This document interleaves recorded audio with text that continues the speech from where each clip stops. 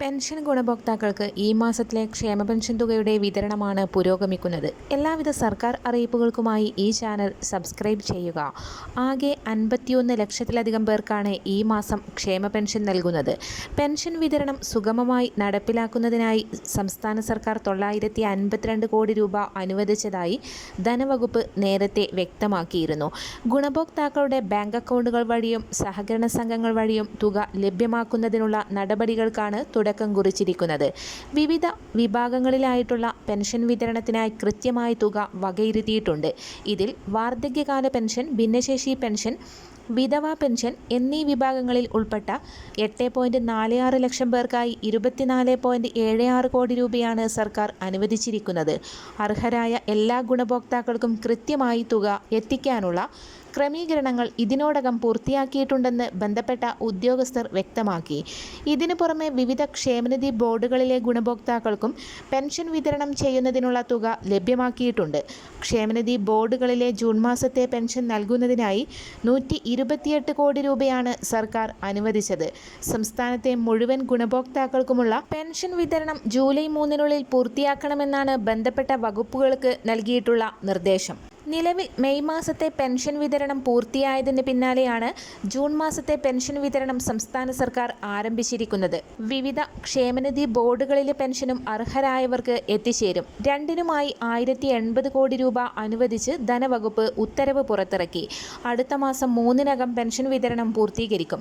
കർഷക തൊഴിലാളി പെൻഷൻ, ഇന്ദിരാഗാന്ധി ദേശീയ വാർദ്ധക്യകാല പെൻഷൻ, ഭിന്നശേഷി പെൻഷൻ, അവിവാഹിതർക്കുള്ള പെൻഷൻ, വിധവാ പെൻഷൻ എന്നിവ കൈപ്പറ്റുന്ന ലക്ഷക്കണക്കിന് ഗുണഭോക്താക്കളുടെ കൈകളിലേക്ക് തുക എത്രയും വേഗം എത്തിക്കാനാണ് സർക്കാർ ലക്ഷ്യമിടുന്നതെന്ന് ഉത്തരവിൽ പറയുന്നു. ഗുണഭോക്താക്കളുടെ താൽപര്യപ്രകാരം 2 വ്യത്യസ്ത വിതരണ ശൃംഖലകൾ വഴിയാണ് പെൻഷൻ തുക വിതരണം ചെയ്യുന്നത്. ക്ഷേമ പെൻഷൻ 3000 രൂപയാക്കി ഉയർത്തുമെന്ന തിരഞ്ഞെടുപ്പ് വാഗ്ദാനം നിറവേറ്റുന്നതിൽ കാലതാമസം ഉണ്ടാകില്ലെന്നും മുഖ്യമന്ത്രി അറിയിച്ചു. ക്ഷേമ പെൻഷൻ അർഹരായവരിലേക്ക് എത്തിക്കുന്നതിന് വേണ്ടി മാനദണ്ഡങ്ങളിൽ മാറ്റം വരുത്തി പുതിയ സംവിധാനം സർക്കാർ ഗൗരവമായി പരിശോധിക്കുന്നുണ്ടെന്നും മുഖ്യമന്ത്രി നിയമസഭയിൽ അറിയിച്ചു. ബജറ്റ് അവതരണത്തിന്മേലുള്ള പൊതുചർച്ചയിൽ നിയമസഭയിലെ ചോദ്യോത്തരവേളയിൽ സംസാരിക്കുകയായിരുന്നു അദ്ദേഹം.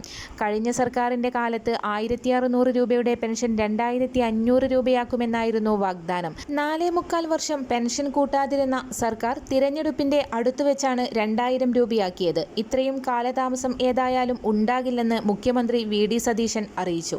ഗുണഭോക്താക്കൾക്ക് പെൻഷൻ വർധനവിനോടൊപ്പം തന്നെ ഓരോ വീടുകളിലേക്കും 30ഓളം വരുന്ന ധനസഹായങ്ങൾ കൂടി സർക്കാർ പ്രഖ്യാപിച്ചു.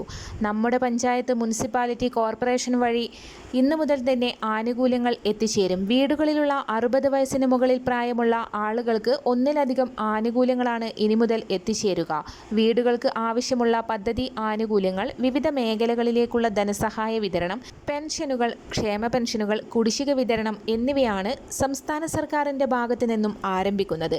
നിലവിൽ ആദ്യഘട്ടത്തിൽ 2026 ജൂൺ മാസത്തിലെ സാമൂഹിക സുരക്ഷാ പെൻഷൻ തുകയുടെ വിതരണമാണ് പുരോഗമിക്കുന്നത്. 2000 രൂപയാണ് ഓരോ ഗുണഭോക്താക്കളുടെയും അക്കൗണ്ടുകളിൽ എത്തിത്തുടങ്ങിയത്. 26 ലക്ഷത്തോളം വരുന്ന അക്കൗണ്ട് നമ്പറുകൾ നൽകിയിട്ടുള്ള ഗുണഭോക്താക്കളുടെ അക്കൗണ്ടുകളിലേക്ക് പെൻഷൻ തുക വിതരണത്തിനായി കൈമാറിക്കഴിഞ്ഞു. തുക എത്തിച്ചേർന്നിട്ടില്ലാത്ത ഗുണഭോക്താക്കൾക്ക് ഈ ആഴ്ചയോടെ വിതരണം പൂർത്തീകരിക്കും. കൈകളിലേക്കുള്ള വിതരണവും പുരോഗമിക്കുന്നുണ്ട്. ഇവർക്കുള്ള തുക വിതരണം സംസ്ഥാനത്ത് സജീവമാക്കിയിട്ടുണ്ട്. ജൂൺ മാസത്തിലെ പെൻഷൻ വിതരണം സംസ്ഥാനത്ത് ഔദ്യോഗികമായി ആരംഭിച്ച സാഹചര്യത്തിലാണ് പെൻഷൻ ഗുണഭോക്താക്കൾക്ക് വീണ്ടും സന്തോഷവാർത്ത എത്തിയിരിക്കുന്നത്. പെൻഷൻ തുക ഉടനടി 3000 രൂപയിലേക്ക് ഉയർത്തുന്നതിനുള്ള നടപടിക്രമങ്ങൾ സംസ്ഥാന സർക്കാരിൻ്റെ ഭാഗത്തു നിന്നും ആരംഭിച്ചതായി മുഖ്യമന്ത്രി VD സതീശൻ വാർത്താ സമ്മേളനത്തിൽ അറിയിച്ചിരിക്കുകയാണ്. പെൻഷൻ തുക വിവിധ ഘട്ടങ്ങളിലായി 3000 രൂപയിലേക്ക് എത്തിച്ചേരുമെന്നുള്ളതാണ് വാഗ്ദാനം. ജൂലൈ മാസം മുതൽ വിതരണം ചെയ്യുന്ന ക്ഷേമ പെൻഷനിൽ വർധനവ് പ്രതിഫലിക്കുമെന്നാണ് റിപ്പോർട്ടുകൾ സൂചിപ്പിക്കുന്നത്. എന്നാൽ ഇതിന് മുന്നോടിയായി വലിയൊരു കർശന പരിശോധന തന്നെ ഗുണഭോക്താക്കൾ നേരിടേണ്ടി വരും. നിരവധി അനർഹർ പട്ടികയിൽ കടന്നുകൂടി ക്ഷേമ പെൻഷൻ അനർഹമായി കൈപ്പറ്റുന്നത് ശ്രദ്ധയിൽപ്പെട്ടതിനെ തുടർന്നാണ് സംസ്ഥാന സർക്കാരിൻ്റെ പുതിയ നീക്കം. വരുന്ന ആഴ്ച മുതൽ തദ്ദേശീയ തലത്തിൽ വാർഡടിസ്ഥാനമാക്കിയിട്ടുള്ള ഭൗതിക സാഹചര്യ പരിശോധനകൾ കൂടുതൽ കർശനമാക്കും. ഏറ്റവും പുതിയ വിതരണ ലിസ്റ്റിൻ്റെ അടിസ്ഥാനത്തിൽ ഓണത്തോടനുബന്ധിച്ച് വർദ്ധിപ്പിച്ച പെൻഷൻ തുകയടക്കം ഗുണഭോക്താക്കളിലേക്ക് എത്തിച്ചേരും.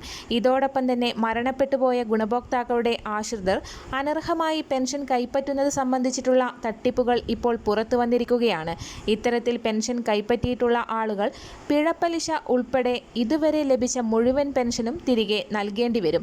പെൻഷൻ മാനദണ്ഡങ്ങൾ കൂടുതൽ കർശനമാക്കുന്ന സാഹചര്യത്തിലാണ് ഗുണഭോക്താക്കൾക്ക് വിവിധ മേഖലകളിലേക്കുള്ള ആനുകൂല്യം പ്രഖ്യാപിച്ചിരിക്കുന്നത്.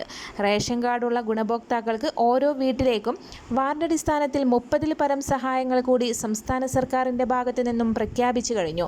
സഹായങ്ങൾ വിതരണം ചെയ്യുന്ന വാർഡ് സഭകൾ, ഗ്രാമസഭകൾ ഇപ്പോൾ ആരംഭിച്ചിരിക്കുകയാണ്. എല്ലാ വീടുകളിലേക്കും റേഷൻ കാർഡുകളുണ്ട്. അതോടൊപ്പം തന്നെ ഹരിതകർമ്മസേനക്ക് യൂസർ ഫീ അടക്കുന്ന കാർഡുകളുമുണ്ട്. വിവിധ പദ്ധതികളിലേക്ക് അപേക്ഷ വയ്ക്കുമ്പോൾ ഗുണഭോക്താവിൻ്റെ ആധാർ കാർഡും റേഷൻ കാർഡിൻ്റെ കോപ്പിയും അതോടൊപ്പം തന്നെ ഹരിതകർമ്മസേനക്ക് യൂസർ ഫീ അടക്കുന്ന റെസിപ്റ്റും കൂടി ഉണ്ടാവേണ്ടതാണ്. ഹരിതകർമ്മസേനക്കുള്ള യൂസർ ഫീ 50 രൂപ വീതം കൃത്യമായ അടച്ച് രസീത് കൈപ്പറ്റിയിട്ടുള്ള ആളുകൾക്കാണ് മുൻഗണന ലഭിക്കുക. കുടിശ്ശിക വരുത്തിയിട്ടുള്ള ആളുകൾക്ക് ആനുകൂല്യങ്ങൾ പെൻഡിങ്ങിൽ വരുന്ന ഒരു സാഹചര്യം കൂടി ഉണ്ടാകും.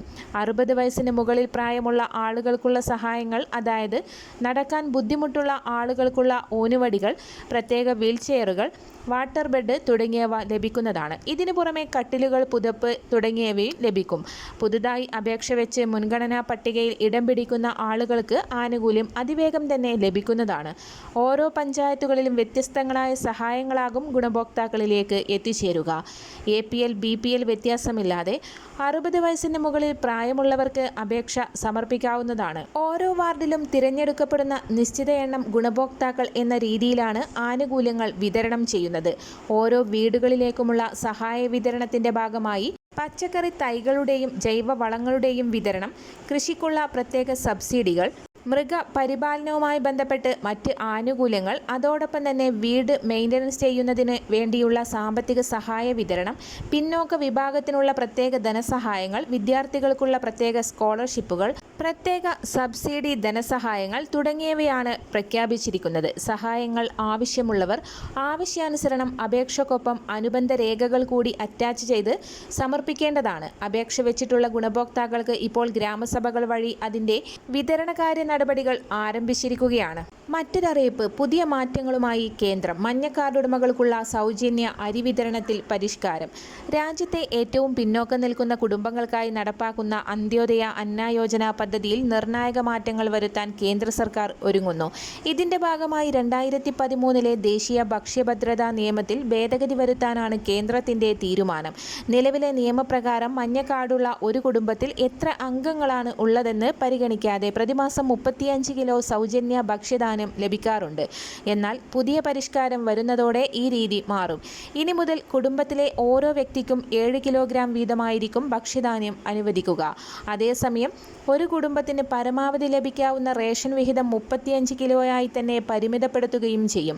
ചുരുക്കത്തിൽ കുറഞ്ഞ അംഗങ്ങളുള്ള കുടുംബങ്ങൾക്ക് ഇനി മുതൽ 35 കിലോ അരി മുഴുവനായി ലഭിക്കില്ല.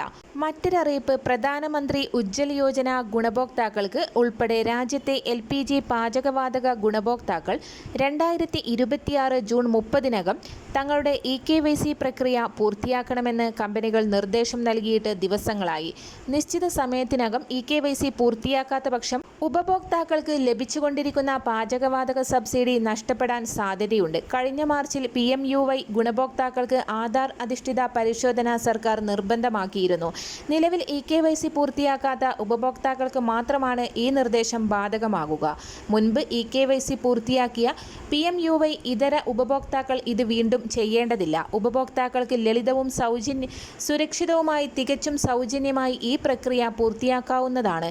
ഇന്ത്യൻ ഓയിൽ വൺ ആപ്പ് വഴിയോ അതത് ഗ്യാസ് വിതരണ ഏജൻസികൾ വഴിയോ LPG ഡെലിവറി ജീവനക്കാർ വഴിയോ EKYC ചെയ്യാം. വീട്ടിലിരുന്ന് തന്നെ മൊബൈൽ ആപ്ലിക്കേഷനുകൾ വഴി ആധാർ അധിഷ്ഠിത ഫേസ് ബയോമെട്രിക് പരിശോധന നടത്തുന്നതിനുള്ള വിവരങ്ങളും ലഭ്യമാക്കിയിട്ടുണ്ട്.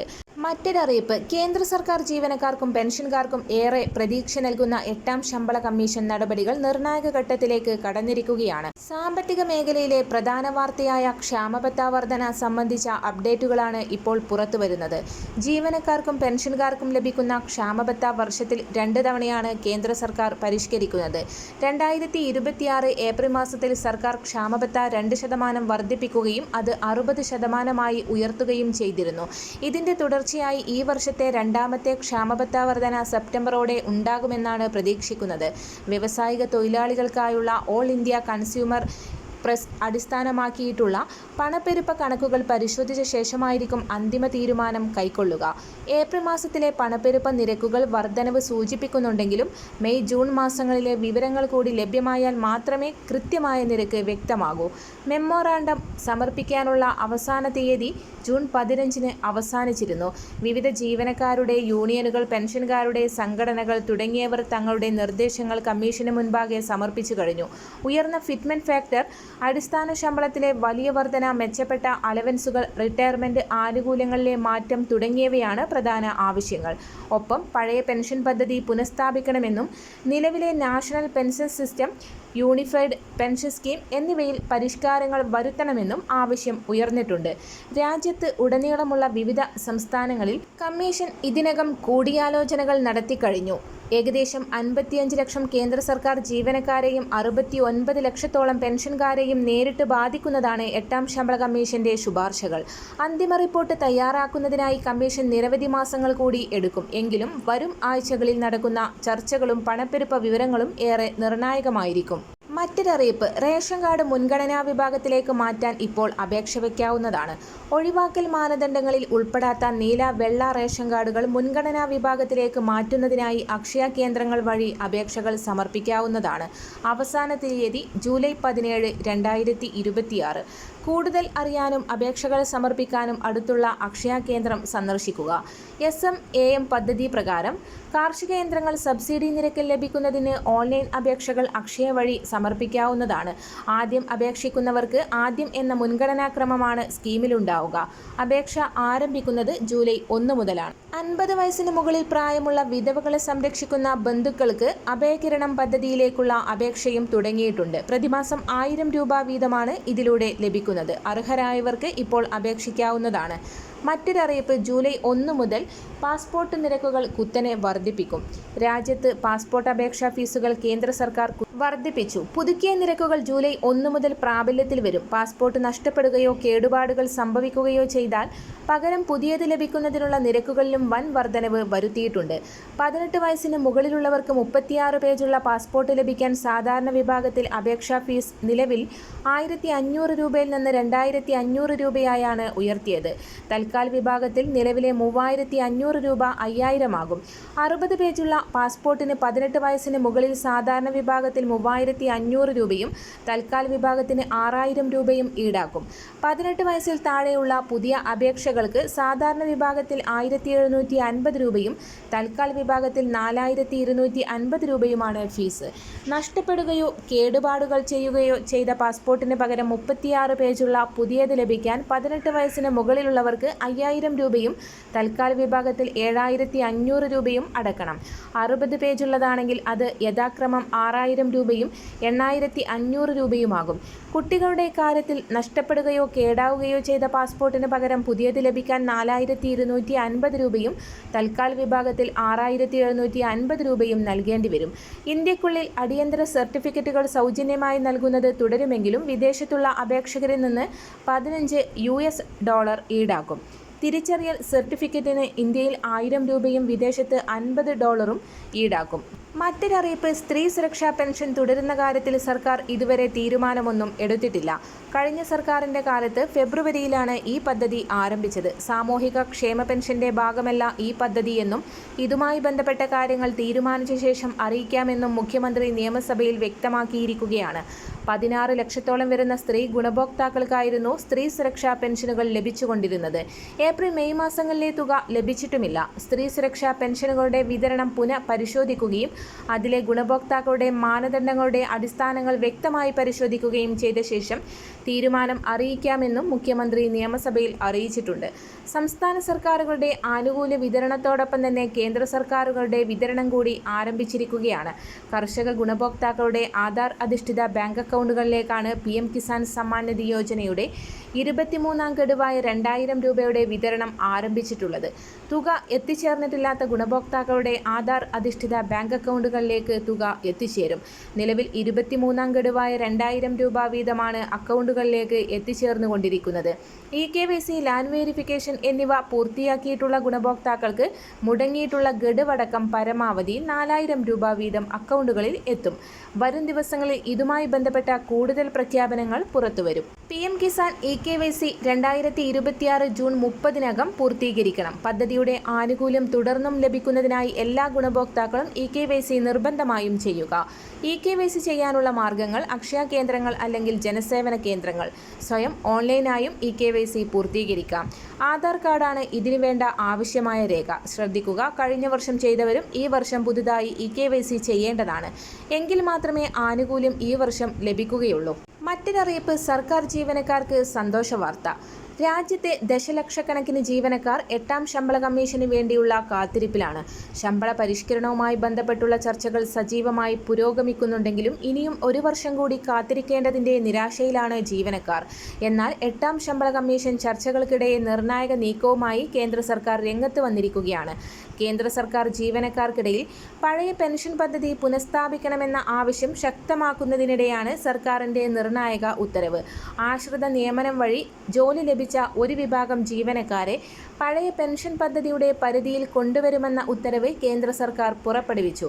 കേന്ദ്ര പെൻഷൻ മന്ത്രാലയത്തിൻ്റെ പുതിയ വിശദീകരണമനുസരിച്ച് ആശ്രിത നിയമനത്തിനായി ജോലിയിൽ പ്രവേശിച്ച തീയതിയല്ല, മറിച്ച് അപേക്ഷിച്ച തീയതിയാണ് പഴയ പെൻഷൻ ലഭിക്കാനുള്ള മാനദണ്ഡമായി കണക്കാക്കുക. 2003 ഡിസംബർ 31-നോ അതിനു മുൻപോ ആശ്രിത നിയമനത്തിനായി അപേക്ഷ സമർപ്പിക്കുകയും എന്നാൽ ഭരണപരമായ കാലതാമസം കാരണം 2004 ജനുവരി 1-ന് ശേഷവും ജോലിയിൽ പ്രവേശിച്ചവർക്ക് ഇനി പഴയ പെൻഷൻ ആനുകൂല്യങ്ങൾക്ക് അർഹതയുണ്ടാകും. 2004 ജനുവരി 1 മുതലാണ് രാജ്യത്ത് പുതിയ നാഷണൽ പെൻഷൻ സിസ്റ്റം നിലവിൽ വന്നത്. ഇതിനു മുൻപ് അപേക്ഷ നൽകിയിട്ടും തസ്തികകൾ ഒഴിവില്ലാത്തതിനാലോ മറ്റു ഓഫീസ് നടപടികൾ വൈകിയതിനാലോ 2004-ന് ശേഷം ജോലി കിട്ടിയവർക്ക് ഇതുവരെ NPS മാത്രമാണ് ലഭിച്ചിരുന്നത്. പുതിയ ഉത്തരവോടെ ഇതിന് മാറ്റം വരും. All India NPS employees federation ഉൾപ്പെടെയുള്ള സംഘടനകൾ സർക്കാരിൻ്റെ തീരുമാനത്തെ സ്വാഗതം ചെയ്തതായി അറിയിച്ചിട്ടുണ്ട്. എങ്കിലും നിലവിൽ ഈ ഇളവ് ആശ്രിത നിയമനം ലഭിച്ച ഒരു പ്രത്യേക വിഭാഗത്തിന് മാത്രമാണ്. എല്ലാ ജീവനക്കാർക്കും പഴയ പെൻഷൻ ബാധകമാക്കുന്ന കാര്യത്തിൽ സർക്കാർ ഇതുവരെ അന്തിമ തീരുമാനം എടുത്തിട്ടില്ല. വിപണിയിലെ മാറ്റങ്ങളുമായി ബന്ധമില്ലാതെ ഒരു ജീവനക്കാരൻ അവസാനം വാങ്ങിയ ശമ്പളത്തിൻ്റെ പകുതി തുക പെൻഷനായി ഉറപ്പു നൽകുന്നതാണ് OPS. എന്നാൽ പുതിയ NPS പദ്ധതി വിപണിയിലെ നിക്ഷേപങ്ങളുടെ ലാഭനഷ്ടങ്ങൾക്ക് വിധേയമായാണ് പ്രവർത്തിക്കുന്നത്. അതുകൊണ്ടാണ് OPS വേണമെന്ന ആവശ്യം ജീവനക്കാർ ശക്തമായി ഉന്നയിക്കുന്നത്. ജൂലൈ മാസം മുതൽ പ്രാബല്യത്തിൽ വരേണ്ട പുതിയ DA വർധനവിൻ്റെ ഔദ്യോഗിക പ്രഖ്യാപനം സെപ്റ്റംബറിൽ ഉണ്ടായേക്കുമെന്നാണ് റിപ്പോർട്ടുകൾ. ജൂൺ വരെയുള്ള അഖിലേന്ത്യാ കൺസ്യൂമർ പ്രസ് വിവരങ്ങൾ അടിസ്ഥാനമാക്കിയായിരിക്കും ഈ വർധനവ് എത്ര ശതമാനമെന്ന് സർക്കാർ തീരുമാനിക്കുക. സെപ്റ്റംബറിൽ 3 മുതൽ 4% വരെ DA വർധനവ് പ്രഖ്യാപിക്കുമെന്നാണ് പ്രതീക്ഷ. വർദ്ധിച്ചുവരുന്ന പണപ്പെരുപ്പ നിരക്കുകൾ അടിസ്ഥാനമാക്കി കേന്ദ്ര സർക്കാർ ജീവനക്കാരുടെ DAയിൽ 3% വർധനവ് ഉണ്ടാകുമെന്നാണ് സാമ്പത്തിക വിദഗ്ധർ പ്രവചിക്കുന്നത്. മറ്റൊരറിയിപ്പ്: LDF സർക്കാരിൻ്റെ കാലത്ത് പ്രവാസി ക്ഷേമ പെൻഷന് 2026 ജനുവരിക്ക് ശേഷം ലഭിച്ച അപേക്ഷകളിൽ പെൻഷൻ അനുവദിക്കാൻ നടപടി സ്വീകരിച്ചിട്ടില്ലെന്ന് നിയമസഭയിൽ മുഖ്യമന്ത്രി VD സതീശൻ. നിലവിൽ 18 വയസ്സ് പൂർത്തിയായതും എന്നാൽ 60 വയസ്സ് പൂർത്തിയാക്കാത്തതുമായ പ്രവാസി കേരളീയർക്ക് ക്ഷേമനിധി അംഗത്വത്തിന് അർഹതയുണ്ട്. ക്ഷേമനിധിയിൽ അംഗത്വമെടുക്കുകയും പെൻഷന് അർഹതപ്പെട്ട പ്രായപരിധി വരെ മുടക്കമില്ലാതെ തുടർച്ചയായി അംശാദായം അടക്കുകയും ചെയ്യുന്ന അംഗങ്ങൾക്കാണ് ബോർഡിൽ നിന്നുള്ള ആനുകൂല്യങ്ങൾക്ക് അർഹതയുള്ളത്. പ്രവാസി ക്ഷേമ പെൻഷൻ ലഭിക്കുന്നവർ ലൈഫ് സർട്ടിഫിക്കറ്റിനായി എല്ലാ വർഷവും മാർച്ച് മാസം ജില്ലാ എക്സിക്യൂട്ടീവ് ഓഫീസർ മുൻപാകെ ഹാജരാകണം. നേരിട്ട് ഹാജരാകാൻ സാധിക്കാത്തവർ ഇന്ത്യയിലാണെങ്കിൽ ഗസറ്റഡ് ഓഫീസർ സാക്ഷ്യപ്പെടുത്തിയ സർട്ടിഫിക്കറ്റും വിദേശത്തുള്ളവർ ഇന്ത്യൻ എംബസി ഉദ്യോഗസ്ഥൻ സാക്ഷ്യപ്പെടുത്തിയ സർട്ടിഫിക്കറ്റും ഹാജരാക്കണം എന്നാണ് ക്ഷേമ പദ്ധതിയിൽ വ്യവസ്ഥ ചെയ്യുന്നത്. അതിൽ പ്രകാരമാണ് നിലവിൽ ലൈഫ് സർട്ടിഫിക്കറ്റ് സ്വീകരിച്ചു വരുന്നത്. ലൈഫ് സർട്ടിഫിക്കറ്റ് സമർപ്പിക്കുന്നത് 2-3 വർഷത്തിൽ ഒരിക്കൽ ആക്കിയാൽ മരണപ്പെടുന്നവരുടെ വിവരങ്ങൾ അറിയാത്ത സാഹചര്യങ്ങളിൽ മരണപ്പെട്ട പെൻഷനേഴ്സിനും പെൻഷൻ അനുവദിക്കേണ്ടതായി വരും. ലൈഫ് ലൈഫ് സർട്ടിഫിക്കറ്റ് നൽകേണ്ട കാലാവധി ദീർഘിപ്പിക്കണമോ എന്നതും ജനപ്രതിനിധികൾ നൽകുന്ന ലൈഫ് സർട്ടിഫിക്കറ്റ് മതിയെന്ന രീതിയിൽ ഇളവ് നൽകണമോ എന്നതും പരിശോധിച്ച് തീരുമാനിക്കുമെന്നും മുഖ്യമന്ത്രി അറിയിച്ചു. കേരളത്തിന്റെ സാമ്പത്തിക അടിത്തറ നിലനിർത്തുന്നതിൽ നിർണായക പങ്ക് വഹിക്കുന്ന പ്രവാസികളുടെ പെൻഷൻ തുക 5000 രൂപയായി വർദ്ധിപ്പിക്കണമെന്ന് സർക്കാരിനോട് ആവശ്യപ്പെട്ടു. വിവിധ കാരണങ്ങളാൽ ജോലി നഷ്ടപ്പെട്ട് നാട്ടിലേക്ക് മടങ്ങേണ്ടി വരുന്ന പ്രവാസികൾക്കായി കൃത്യമായ പുനരധിവാസ പദ്ധതികൾ നടപ്പിലാക്കണമെന്നും യോഗം പ്രമേയത്തിലൂടെ സർക്കാരിനോട് ആവശ്യപ്പെട്ടിരിക്കുകയാണ്. എല്ലാവിധ സർക്കാർ അറിയിപ്പുകൾക്കും മറ്റു വാർത്തകൾക്കുമായി ഈ ചാനൽ സബ്സ്ക്രൈബ് ചെയ്യുക.